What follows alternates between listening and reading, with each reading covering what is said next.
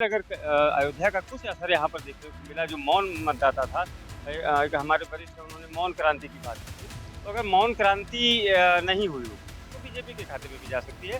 तो दोनों परिस्थितियाँ हैं। ना मुश्किल बीजेपी भी जीत सकती है। है। यहाँ जी सर नमस्कार। नमस्कार। क्या स्थिति है? कौन गोंडा में जीत रहा है और वजह क्या है? से इससे पूर्व भी 4 बार सांसद रहे हैं। वो तीसरी बार भारतीय जनता पार्टी ने लगातार उनको गोंडा सीट से मैदान में उतारा है। समाजवादी पार्टी के साथ में थे। इसके अलावा जो मुसलमान और यादव मतदाता जो परंपरागत समाजवादी पार्टी का है, वह उनके साथ में था। तो इस प्रकार से कुल मिलाकर के समाजवादी पार्टी का प्रत्याशी। नमस्कार, यूपी तक में आपका स्वागत है। मैं अंचल श्रीवास्तव। भारत में सातों चरण के मतदान संपन्न हो चुके हैं, जिसमें एक हॉट सीट गोंडा भी है। यहाँ हमारे साथ कुछ वरिष्ठ पत्रकार हैं। इनसे जानते हैं कि एग्जिट पोल में इनकी क्या राय है और गोंडा में क्या चीज होगी। सर क्या क्या नाम है आपका? जानकी शरण द्विवेदी हूँ। गोंडा में क्या कौन जीत रहा है और क्या नजरिया है आपका? देखिए, जहाँ तक गोंडा संसदीय सीट की बात है, तो यहाँ पर मुख्य मुकाबला भारतीय जनता पार्टी के कीर्तिवर्धन सिंह और समाजवादी पार्टी की श्रेया वर्मा के बीच है। कीर्तिवर्धन सिंह गोंडा से इससे पूर्व भी 4 बार सांसद रहे हैं। वो तीसरी बार भारतीय जनता पार्टी ने लगातार उनको गोंडा सीट से मैदान में उतारा है। निश्चित रूप से इस बार उनके लिए कड़ा मुकाबला है, क्योंकि एक सबसे महत्वपूर्ण बात यह है कि लगातार एक सीट से तीसरी बार लड़ना, क्षेत्र में उनकी कम उपलब्धता, ये उनका जो ड्रॉबैक रहा है। और उनके सामने एक मजबूत उम्मीदवार जो महिला भी है, युवा भी है, और जो सजातीय और समाजवादी पार्टी के जो मत कहे जाते हैं, उनके बलबूते पर बहुत मजबूत टक्कर दे रही है। तो इस वजह से अंततः हम इस सीट को एन-केन प्रकारेण अगर हम कोशिश करें तो बीजेपी के खाते में किसी तरह से ले जा सकते हैं। लेकिन है बहुत कांटे का मुकाबला, बहुत स्पष्ट कुछ भी कह पाना असंभव है। क्या जातवाद है? बिल्कुल, जातिवाद निश्चित रूप से, जो मैंने अभी पहले ज़िक्र किया कि जो इस गोंडा सीट थी, यहाँ पे जो कुर्मी मतदाता थे, वो पूरी तरह से समाजवादी पार्टी के साथ में थे। इसके अलावा जो मुसलमान और यादव मतदाता जो परंपरागत समाजवादी पार्टी का है, वह उनके साथ में था। तो इस प्रकार से कुल मिलाकर के समाजवादी पार्टी का प्रत्याशी बहुत मजबूती से चुनाव मैदान में रहा है।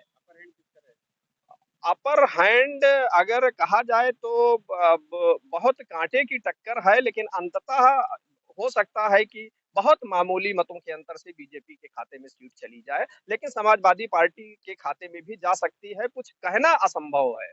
बड़ी कांटे की टक्कर है। गोंडा में किस नजरिए से आप देख रहे हैं कौन जीत रहा है? ये कहना बड़ा मुश्किल है कौन जीत रहा, क्योंकि इस बार का जो मुकाबला है वो 14 का 19 का चुनाव नहीं है। ये क्रांतिकारी ऐतिहासिक चुनाव है।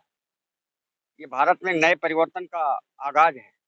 इस चुनाव में जीते कोई हारे कोई, लेकिन जो सामाजिक व्यवस्था है वो बदलने जा रही है। मेरा आकलन ये है कि बहुत कांटे की लड़ाई है और कोई भी जीत सकता है, लेकिन अंतर बहुत थोड़ा रहेगा। तो वजह क्या देख रहे हैं?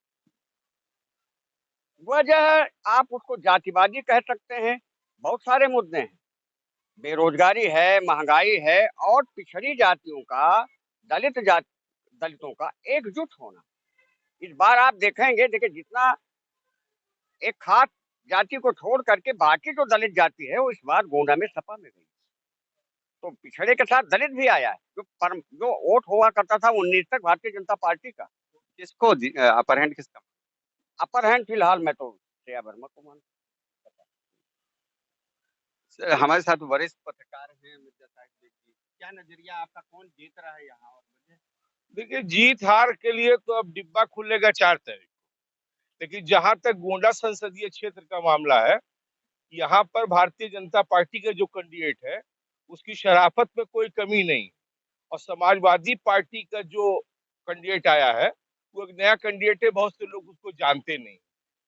जहां तक मेरे नजरिए की आप बात कर रहे हैं, तो आज भी मोदी और राम मंदिर के नाम पर हिंदुओं में ज्यादा मैक्सिमम वोट जो है वो गया है भारतीय जनता पार्टी को। जहां तक शिया वर्मा समाजवादी पार्टी का सवाल है, तो उसको मुस्लिम्स का और बभनजोत ब्लॉक में कुर्मियों का वोट उनको ज्यादा मिला है।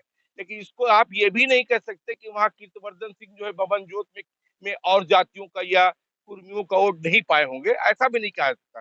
कुल मिलाकर के ये आप कह सकते हैं आज की तारीख में कि समाजवादी पार्टी में और बीजेपी में टक्कर है 14 और 19 के मुकाबले। इस बार कठिन है, थोड़ा कठिन लड़ाई है, लेकिन अंतर्गतवा जो है वो मार्जिन ऑफ वोट जो है जीत की वो कम होगी। वो चाहे समाजवादी पार्टी के पक्ष में जाए या बीजेपी के पक्ष में जाए। लेकिन मेरा जहां तक आपने मेरी राय मानी है, मैं समझता हूं कि अंतर्गुत्ता जो है वो भारतीय जनता पार्टी कीर्तिवर्धन सिंह ही जीतेंगे, यही मेरा आकलन। सर देवमणि जी, क्या नजरिया है आपका, कौन जीत रहा है और वजह क्या है?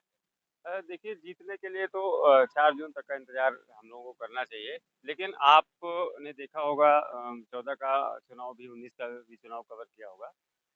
दोनों चुनाव में ये अंतर रहा कि पिछली बार 2019 में समाजवादी पार्टी और भारतीय जनता पार्टी, समाजवादी पार्टी और बसपा ने गठबंधन किया था। तब वो मत दलित और ओबीसी जितना एकजुट नहीं हुआ था, उतना एकजुट बिना गठबंधन के इस बार होता दिखा। क्योंकि हम लोगों ने जो पांचों विधानसभाओं में देखा, तो एक मोदी वेव और अयोध्या वेव, राम मंदिर के बगल की सीट है, तो वो बहुत चर्चा का विषय नहीं रहा।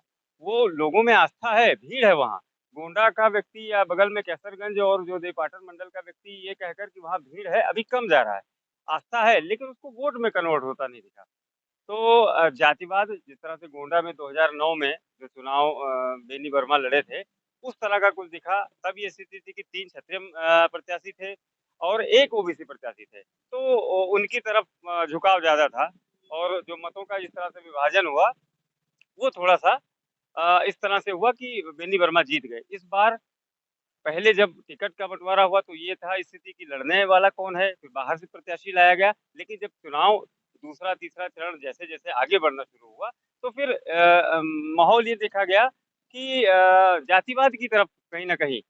लेकिन अब उसमें लोग दोष भी दे रहे हैं पार्टियों का भी, कि राष्ट्रवाद के लिए आपने किया क्या, आपने कोई सेमिनार किया, आपने कोई कार्यक्रम किया, नहीं किया।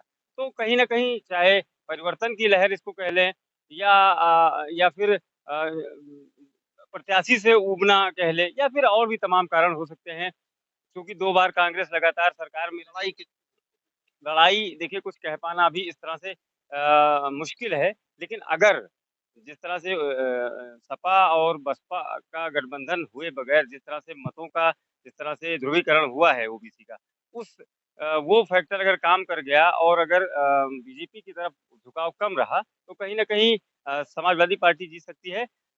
या फिर अगर अयोध्या का कुछ असर यहाँ पर देखने को मिला, जो मौन मतदाता था, एक हमारे वरिष्ठ हैं, उन्होंने मौन क्रांति की बात की थी। तो अगर मौन क्रांति नहीं हुई होगी, तो बीजेपी के खाते में भी जा सकती है। तो दोनों परिस्थितियाँ हैं। ना मुश्किल है। बीजेपी भी जीत सकती है। यहाँ जी सर नमस्कार। नमस्कार। क्या स्थिति है, कौन गोंडा में जीत रहा है और वजह क्या है? एक शब्द में अगर कहा जाए जीतने के लिए, तो भारतीय जनता पार्टी का पलड़ा हर तरह से भारी दिख रहा है। अब 2-3 पॉइंट इसमें आपको बता दें कि उतरौला और गौरा विधानसभा दो जो है बीजेपी की थोड़ी कमजोर है मेरी समझ से। वहाँ पे थोड़ा सा मतों का बंटवारा, काफी बंटवारा हुआ है। लेकिन बाकी जो 3 विधानसभाएं हैं, खासतौर से आपका जो मेहनौन और मनकापुर और गोंडा, इसमें बीजेपी की लीड रहेगी। मनकापुर में तो बहुत अच्छी लीड रहेगी, उनकी परंपरागत सीट वहाँ की है। दूसरी बात यह है कि जो भाजपा के विरुद्ध जो प्रत्याशी था श्रेया वर्मा जी, उनके पिताजी के नाम पर लड़ने आई थी वो, और पिताजी उनके श्री स्वर्गीय बेनी बाबू जी का जो जादू था वो उनके समय में ही फेल हो गया था।